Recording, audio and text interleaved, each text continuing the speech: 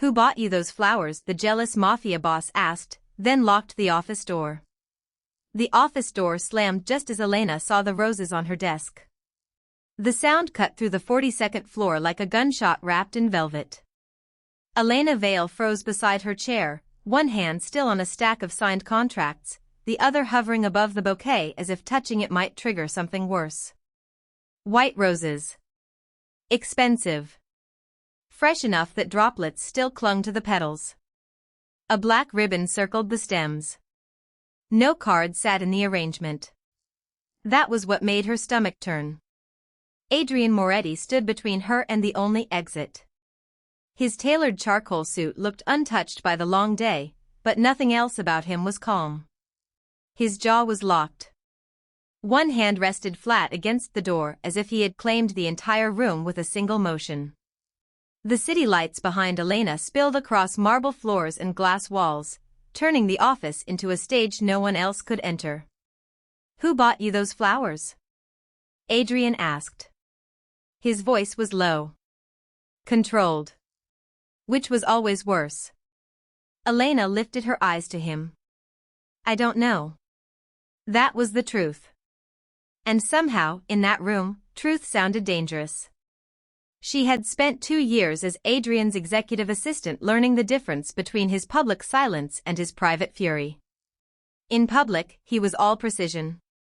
Boardrooms quieted when he walked in. Men twice his size waited for his nod before breathing too loudly. In private, his restraint felt more intimate than shouting. More personal. Like he saw every detail and stored it for later. Tonight, his gaze moved from the bouquet to Elena's face, then to the security monitor on the wall. Empty hallway. That was wrong. Adrian crossed the room in 3 measured steps and picked up the bouquet himself. Elena saw the shift in his expression before she understood it. Not jealousy now. Recognition. He turned the stems. A tiny silver wire had been threaded beneath the ribbon. "Don't move," he said. The air left her lungs. He set the flowers down with startling care, then pulled a pocketknife from inside his jacket and sliced the ribbon away.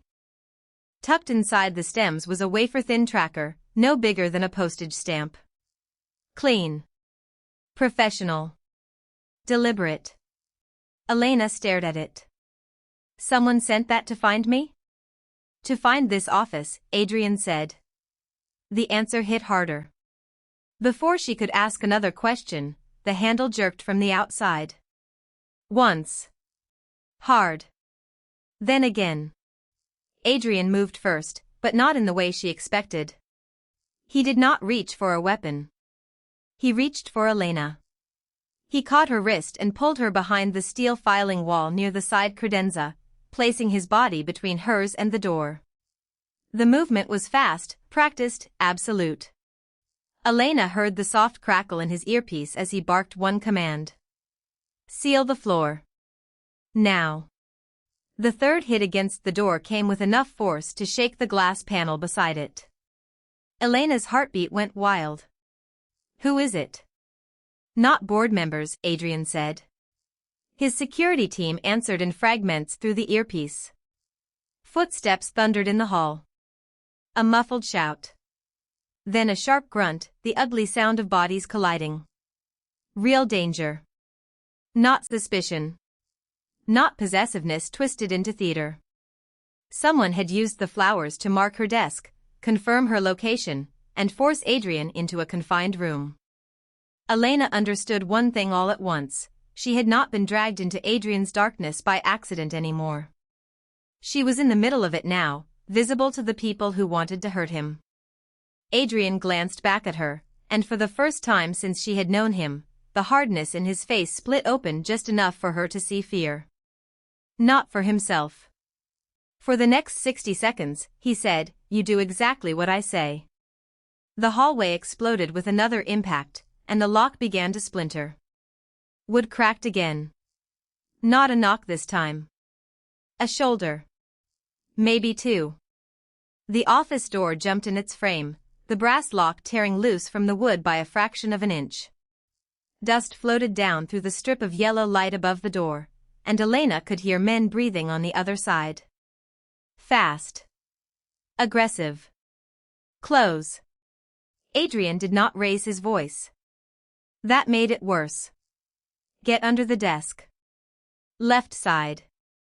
Stay down unless I pull you out. The command hit her like cold water.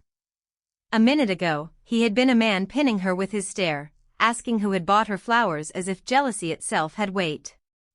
Now the room had become something else. A sealed box. A target. Elena moved. Not because she trusted him completely. Because the way he reached inside his tailored suit and drew a pistol told her this was no bluff, no office intimidation, no cruel test. His face had gone still in that frightening way powerful men had when emotion became a liability. Another slam. The lock bent. Instead of crawling fully under the desk, Elena dropped low and grabbed the heavy marble letter opener from the corner of Adrian's desk. Cold. Sharp at one end. Pointless against a gun, probably. But it was a choice. Her choice. His eyes cut to her hand. Elena. You said do exactly what you say for 60 seconds, she whispered. You didn't say I had to be helpless. For one beat, in the middle of splintering wood and rising danger, something changed in his expression. Not softness. Recognition. The door burst inward. 3 men came through hard and fast, dark jackets, gloved hands, one with a gun, one with a knife, one already turning toward the windows as if mapping exits. Rival syndicate men. Not thieves. Not random. They moved like men sent with a purpose. Adrian fired first. The shot cracked through the office and shattered the glass frame behind the intruder with the gun. The first man dropped. The second lunged wide, using the ruined door as cover. The third spotted Elena's shoes under the desk and changed direction instantly. That was the moment the room narrowed. Not to Adrian. To her. Elena slid out before the man could drag her by the ankle. The marble letter opener drove into his forearm instead of her throat. He cursed, the knife clattering across the hardwood. Adrian crossed the room in 2 strides and slammed the man into the edge of the conference table so hard the whole thing screeched across the floor. The third shot never came. One of the men from the Moretti security team stormed in through the private side entrance with the other 3 right behind him. 4 total. Black suits. Earpieces. Weapons drawn. The office filled with orders, boots, the smell of burned powder. Clear. Gun down. Adrian, behind us is now. By the time the noise stopped, one rival syndicate man was dead, one was unconscious and zip-tied on the floor, and one had collapsed against the wall, bleeding from the forearm and glaring at Elena like he would remember her face in hell. That look chilled her more than the gunfire had. Adrian took the man by the jaw and forced his head back. Who told you she had the flowers? The wounded man laughed through blood. Too late. Elena's stomach dropped. Not because of the answer. Because Adrian went still. He already knew that voice was telling the truth. He turned to the security team. Lock the building. Nobody in or out. Bring me the 2 flower shop staff. Alive. Then his gaze landed on Elena again, harsher now, but not from suspicion. From certainty. The bouquet was never a gift, he said. It was a marker. Someone used those flowers to identify you before they came through that door. The last word had barely settled in the air when the office changed shape around them. Glass walls. Low amber light. The faint hum of the city 30 floors below. Elena stood just inside the doorway with her pulse beating against her throat hard enough to hurt. Behind her, footsteps crossed the polished floor once, twice, then stopped. A soft metallic click followed. Adrian had locked the door. She turned so fast her shoulder brushed the dark wood panel beside her. Why would you do that? Because if I ask this in front of anyone else, Adrian said, you'll lie to protect someone. Or to protect yourself. His voice was quiet now. Worse than anger. Anger could be survived. Quiet from a man like Adrian Moretti meant he had already reached a conclusion and was deciding what to do with it. He took one step closer. Not enough to touch her. Enough to crowd the air. Who bought you those flowers? He asked again. The question landed differently this time. Not like an accusation thrown across a room. Like a blade pressed flat against skin, waiting to see if it needed to cut. Elena swallowed. I told you. I don't know. His jaw tightened. That's not the same as answering me. She looked at him then, really looked. The tailored suit. The controlled breath. The dangerous stillness in his shoulders. But under all of it, something else had cracked loose. Not jealousy alone. Fear. That realization unsettled her more than the locked door. You think I'm hiding someone, she said. I think someone got close enough to place a target on you inside my building. He moved again, slow, measured. And I think you are used to handling fear by carrying it alone. The words hit harder than they should have. Elena let out a bitter laugh she didn't mean to give him. You don't know anything about what I'm used to. No? His eyes stayed on hers. You flinch before you ask for help. You apologize when other people fail you. You act like being noticed is more dangerous than being hurt. Silence stretched between them, hot and raw. Elena hated that he had seen any of it. She lifted her chin. You don't get to lock me in here and take me apart because somebody sent a bouquet. His expression shifted at that. Something sharper. More personal. You think this is about control.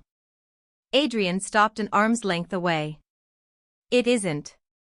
It's about the fact that when those men came through that door, you were the one they moved toward first. The memory flashed through her again, the shattered sound, the rush of black boots, the sick certainty that violence had chosen a direction. Her breath thinned. Adrian saw it. For the first time since she had known him, the edge in his face gave way to something unguarded. I was late by 12 seconds, he said. Do you understand that? If my security team had been slower, I'd be looking at blood on marble right now. The confession stunned her. A man who ruled rooms with silence had just handed her the shape of his panic. Elena's anger faltered. Why does that matter so much to you? His eyes dropped briefly to the crushed card still in her hand, then returned to her face. Because I know who the flowers were meant to draw out. A chill moved through her. Me? No, Adrian's voice lowered. Me. The room seemed to tilt. He reached past her, not touching, not trapping, and took the card between two fingers. On the back, pressed so lightly she had missed it, was an embossed crest nearly rubbed invisible by her grip.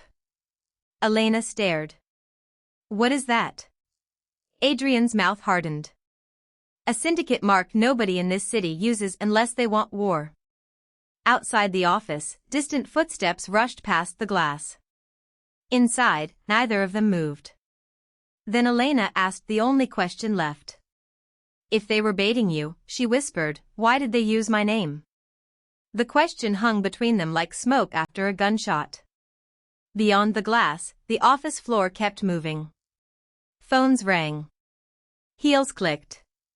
Somewhere down the corridor, one of the 4 men from the Moretti security team spoke into an earpiece in a voice too low to catch. Inside Adrian Moretti's office, the air felt sealed. Heavy. The bouquet lay on the desk between them like evidence. Elena Vale did not answer right away. Her fingers stayed curled around the card, pressing the faded crest deeper into her palm. Her throat worked once. It wasn't supposed to follow me here, she said at last. Adrian did not blink. That is not an answer. A strip of late sunlight cut across the marble floor, sharp as a blade. Elena looked at it instead of him. 3 years ago, Before I worked for you, I was helping my aunt clear out her apartment in Queens.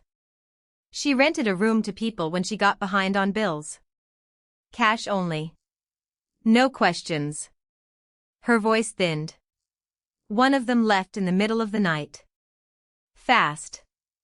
Like he thought someone was coming. Adrian's jaw tightened. And he left a box. Her eyes lifted to the crest again. Old papers. A watch. A ledger with names and numbers that meant nothing to me then. I was stupid enough to look through it. Silence hit hard. This time Elena forced herself to meet his stare. That crest was stamped inside the cover. The office seemed to shrink. Adrian stepped closer, slow and deliberate, until the edge of his desk pressed against the back of Elena's legs. Where is the ledger now? I burned most of it. Most? Her breath caught. That single word had more danger in it than a shouted threat. I kept one page, she admitted. Only one. It had addresses. I thought, she stopped. You thought what? I thought if the man came back, I could trade it for my aunt's safety. For the first time since the door had locked, something colder than jealousy moved across Adrian's face. Calculation. Anger with a direction. You never told the police. Elena gave a short, broken laugh. A woman working 2 jobs, drowning in rent, walks into a precinct with a page tied to a criminal ledger? Best case, they ignore her. Worst case, they don't. And now someone knows you kept it. She nodded. Adrian's hand came down beside her on the desk, boxing her in without touching her. Possessive. Controlled. Furious. Who knows? I don't know his name. That is the second incomplete answer you have given me. The heat rushed into Elena's face, but fear held her steady. A man came to the flower shop 2 months ago. One of the 2 employees remembered him after I showed them the card. Dark coat. Scar near his chin. He asked if I still worked in this building. Her voice dropped. I told myself it was nothing. You told yourself wrong. Outside, footsteps stopped at the door. A knock came once. Then Adrian's security detail pushed it open just enough to slide in a phone. No one crossed the threshold. Adrian took it, listened for 5 seconds, and the muscles in his neck locked. What happened? Elena asked. His gaze stayed on her as he ended the call. The 2 flower shop staff are gone. Their store was cleared out in under 20 minutes. The room went cold. Elena's hand loosened. The card nearly slipped from her fingers. Adrian took it from her before it fell. You kept a page from a syndicate ledger, he said, voice low and deadly calm. And now the only people who might identify the man asking for you have vanished. Elena stared at him. So they're not warning you? No. Adrian folded the card once and slid it into his pocket. They're closing every path back to whatever you touched. His eyes held hers, dark and absolute. The question pressing against the locked door was no longer who sent flowers. It was what was written on the page Elena Vale had never shown anyone. The silence after that landed harder than the locked door had. Air from the office vent stirred the edge of the paper Adrian had taken from Elena, but he was no longer looking at it. His attention shifted first to the faint buzz in his jacket pocket, then to the expression that crossed his face when he checked the screen. It was small. Controlled. Worse because of that. Elena saw his jaw tighten. What happened? Adrian did not answer right away. He opened the door, not as a release, but as a decision. The corridor outside looked normal, cream walls, muted carpet, the polished hush of a corporate floor after hours. Then 2 men from the Moretti security team moved toward him with the careful speed of people trained not to alarm a room until the danger was real. That alone told her enough. One of them stopped a few feet away. The shop on Lexington is empty. Adrian's voice went flat. Empty how? Lights on. Register open. Back door forced. Both flower shop staff are gone. Elena felt the cold first in her hands. The second man stepped in before Adrian could speak again. We also pulled footage from the lobby loading dock. A man came in 30 minutes before the delivery. Didn't ask for Adrian Moretti. Asked for Elena Vale. The sound of her own name in that hallway changed the temperature. Adrian turned slowly. Using the flowers? The guard nodded once. Yes. He showed the florist the card copy and asked whether she had smiled when she got them. Elena's stomach dropped. That was not flirtation. That was surveillance. Adrian looked back at her, and whatever jealousy had darkened his face inside the office was gone now. Something colder had taken its place. Something built for war, not wounded pride. What else? He asked. The first guard handed him a phone. Traffic camera caught the same man getting into a black SUV 3 blocks away. He wasn't alone. We matched 2 others from an old file tied to rival syndicate men. 3. Not random. Not curious. Organized. Elena heard her own breath. They used my name as a signal. Adrian handed the phone back without taking his eyes off her. They used the flowers to confirm access. They wanted to know if they could reach you inside my building. Inside my building. Not at home. Not on the street. Here. The fact of that hit harder than the vanished staff. Elena crossed her arms over herself, then forced them back down. Then this is because of me. No, Adrian said. The word came sharp enough to stop her. This is because someone believes you lead to something they want. He took one step closer, lowering his voice. That makes this mine now. It should have sounded possessive. It did. But underneath it was a choice being made in real time, and she could see the cost of it. If he treated her like office staff, he could hide her, move her, assign guards, and keep his world separate. Clean. Efficient. If he acted like a man who could not bear the thought of losing her, every enemy watching him would see exactly where to strike. One of the guards spoke again. There's more. Front desk got a call 10 minutes ago. No voice. Just breathing. Then a man said, tell Elena Vale the next delivery won't be flowers. The corridor went still. Adrian's hand flexed once at his side. Decision finished. Lock down the floor, he said. No one in or out without my word. Get the other 2 from the Moretti security team on the elevators and garage. I want every camera from the last 2 hours. Then he looked at Elena, and the distance between boss and woman disappeared so completely it frightened her more than the threat did. You're not going home, he said. Elena held his gaze. Then where are you taking me? His eyes did not leave hers. To the one place they'll have to bleed to reach you. The underground garage smelled like oil, concrete dust, and rain dragged in on expensive tires. A black Escalade waited with its engine running, headlights cutting pale bars across the floor. 2 from the Moretti security team moved first, one sweeping the back seat, the other checking the ramp. The other 2 had already taken the elevators and the garage perimeter, exactly where Adrian Moretti had ordered them. Elena Vale did not move. The bouquet card still sat in her coat pocket like a live match. I'm not hiding in one of your buildings because you decided it for me, she said, voice low but steady. Adrian turned toward her. The hardness in his face had not left, but something underneath it had shifted into urgency. This stopped being an office problem the second those flowers reached your desk. It became your problem, Elena fired back. That doesn't make my life yours to lock down.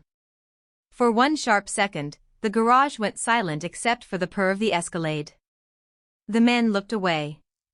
Nobody in Adrian's world spoke to him like that. But Elena did. Adrian stepped closer, tailored suit dark against the concrete shadows.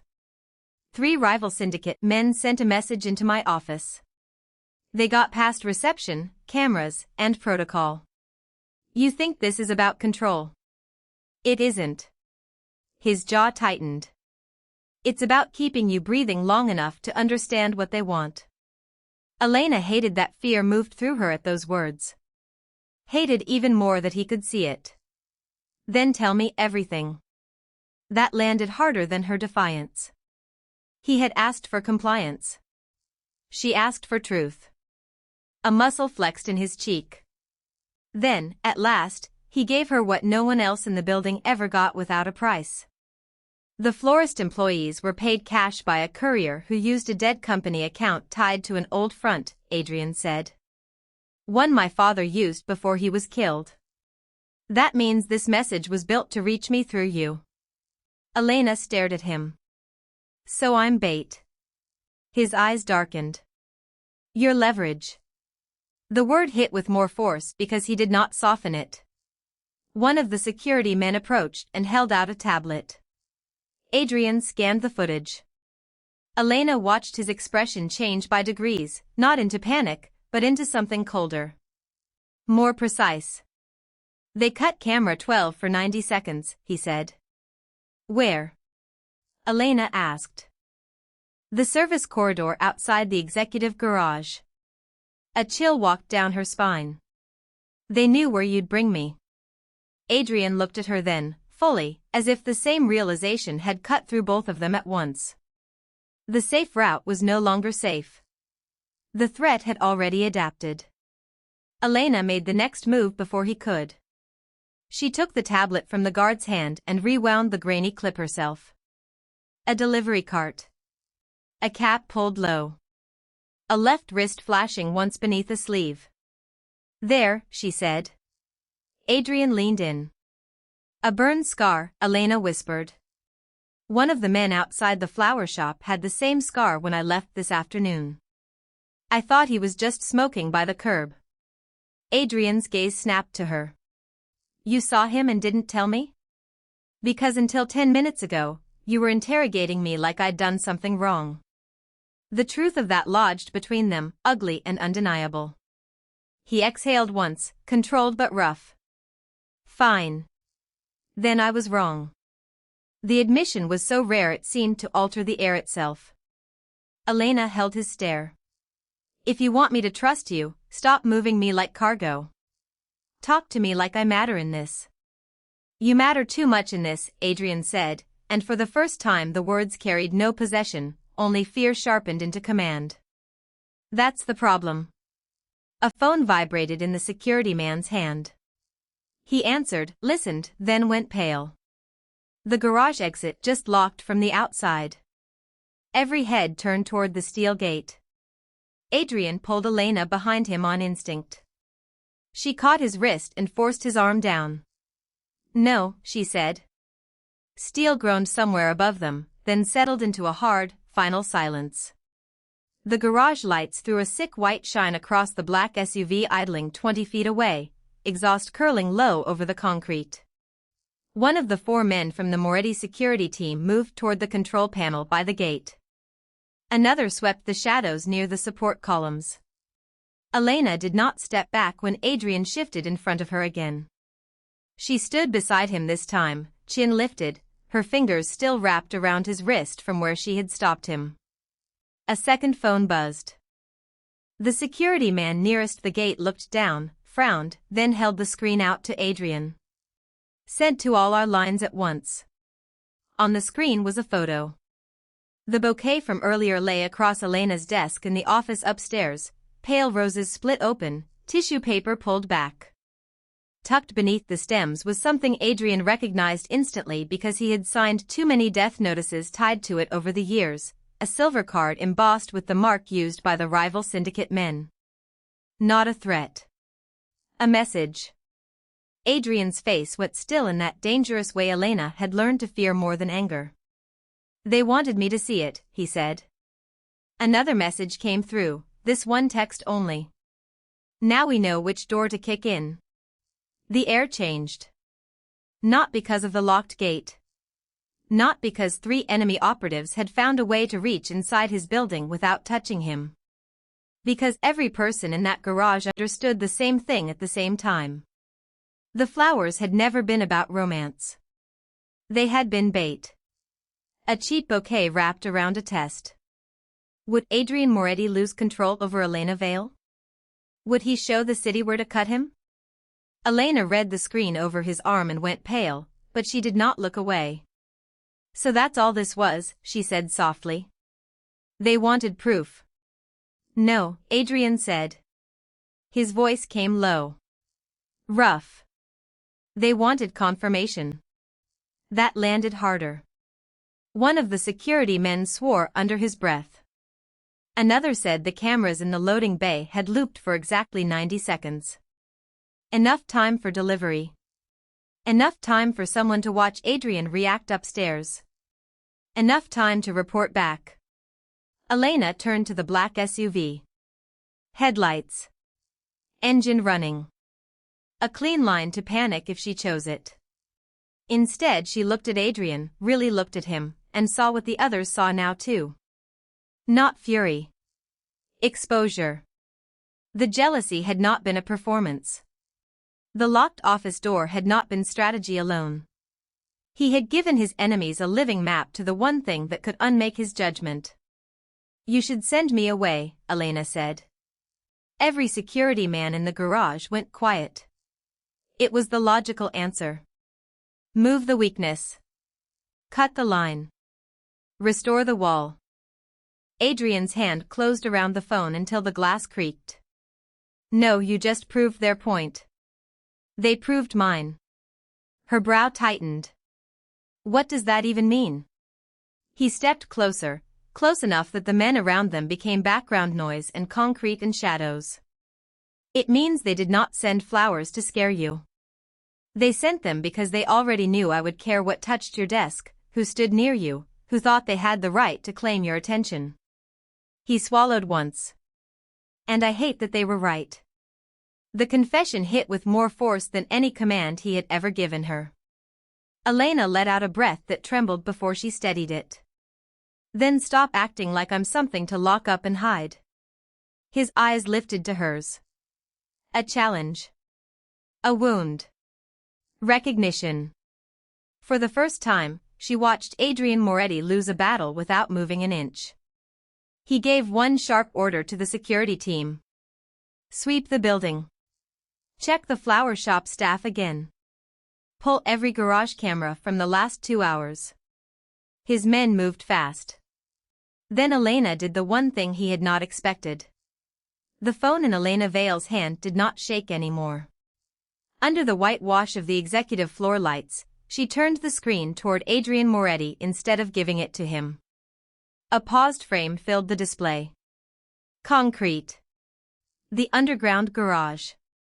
A black SUV stopped beside her car. One of the flower shop staff stood near the passenger door, head lowered, as if taking instructions from one of the rival syndicate men. That's why I lied, Elena Vale said. The room went still in a way that felt louder than shouting. Adrian Moretti stepped closer, slow, controlled, dangerous in that quiet way that always made the air seem thinner. You had this the whole time. I got it 20 minutes ago from the second flower shop employee, Elena Vale said. She was scared. She said the bouquet order never came from a customer. It was paid for in cash by a man who knew my name, my desk, and exactly when I would be alone. The office door stayed shut behind them. Beyond it, footsteps moved fast across marble. The Moretti security team was already sweeping the building. But inside the room, the real collision had finally arrived. Adrian Moretti took the phone. His jaw locked as the video played. The timestamp was from that afternoon. One of the rival syndicate men passed a small envelope to the flower shop staff member. Then he pointed directly toward the elevator bank leading to Adrian Moretti's floor. They used the flowers to mark you, Adrian Moretti said. Elena Vale held his gaze. And I hid it because if I told you right away, you would have burned half this city down before knowing who was actually pulling the strings. A hard breath left him. Not anger. Not exactly. Something rougher. More honest. You don't get to decide what I do when you're the one they're hunting. You don't get to decide everything just because you're afraid. That landed. Clean. Brutal. For a second, neither of them moved. The silence between them felt stripped bare now, with no pride left to hide behind. Adrian Moretti set the phone on the desk with deliberate care, as if any sudden motion might turn this into something uglier than it already was. I am afraid, he said. The confession changed the room more than a gunshot could have. Elena Vale blinked once. Adrian Moretti looked at her like the truth had finally become too heavy to carry in silence. Not of them. Of what happens if I look away for 1 second and lose you. His voice dropped. I should have told you sooner. This was never just about security. It was obsession. It was jealousy. Every time another man looked at you, every time your phone lit up and I didn't know who had your attention, I wanted to tear the world apart just to make sure you stayed where I could reach you. The words hung between them, dark and unpolished. Elena Vale's throat tightened, but she did not step back. I hid the truth because I needed one thing from you that power can't force, she said quietly. Trust. I needed to know if there was any part of you that would listen before controlling, hear before punishing. I needed to know if I mattered more than your pride. His face shifted then. Not softer. Worse. Exposed. You matter more than anything I own, Adrian Moretti said. A sharp crack tore through the floor outside. Not thunder. Gunfire. Both of them snapped toward the door at once. A voice from the hall shouted something cut off by another shot. The glass wall beside Adrian Moretti's desk started at the corner, then burst inward. Elena Vale dropped hard behind the desk as shards rained across polished wood. Adrian Moretti moved at the same instant, dragging her down with one arm while reaching for the pistol at his back with the other. The office door slammed open. One of the rival syndicate men staggered inside first, bleeding from the shoulder but still armed. The man with the gun lifted his arm. I saw blood running down his sleeve. I saw hate holding him upright. Adrian Moretti fired first. The shot cracked so close to my ear it felt like my skull split with it. The rival syndicate man jerked backward, hit the broken glass wall, and dropped across the floor in a smear of red and diamonds. For 1 second, all I could hear was my own breathing and the soft hiss of city air pouring through the shattered office. Then the room flooded with motion. The Moretti security team stormed in hard, 4 men in black suits fanning out with practiced precision. One checked the hall. One kicked the fallen gun away. 2 moved to the window line, scanning the neighboring rooftop where the earlier shot had come from. Adrian stayed over me, one hand braced on the desk, the other still holding the pistol. His chest rose once. Slow. Controlled. But his eyes were not controlled. They dropped to the bouquet lying half-crushed beside the overturned chair. White lilies. Pale roses. Satin ribbons streaked with dust and blood. Don't touch those, he said. Nobody moved. I pushed myself up on shaking elbows. Glass bit into my palm. Adrian noticed before I did. He caught my wrist, turned my hand over, and pulled a shard free with terrifying gentleness. I'm fine, I whispered. No, he said. You're alive. That's different. One of the security men crossed the room with a florist card sealed inside a clear evidence sleeve. Found this inside the bouquet wrap. Adrian took it. His jaw locked before he handed it to me. The card was short. No signature. Just one sentence in block print. You were never the target. You were the message. Cold went through me deeper than fear. Then I understood. Not romance. Not jealousy for sport. Not some secret admirer. The flowers had been bought to make Adrian believe I mattered enough to break his discipline. To isolate me. To lock the door. To keep both of us in one room at one predictable moment while the rival syndicate men made their move. I looked up at him. They wanted your attention on me. His gaze held mine, dark and furious and suddenly stripped bare. They already had it. That hurt more than the glass. Because it was true long before tonight. One of the two flower shop staff had talked. Maybe under pressure. Maybe for money. It did not matter now. The order had been placed in cash by a woman using a fake pickup name, then redirected through the shop with instructions that it arrive only when Adrian was in the office. The rivals had not known me. They had studied him. They had learned one weakness. Me.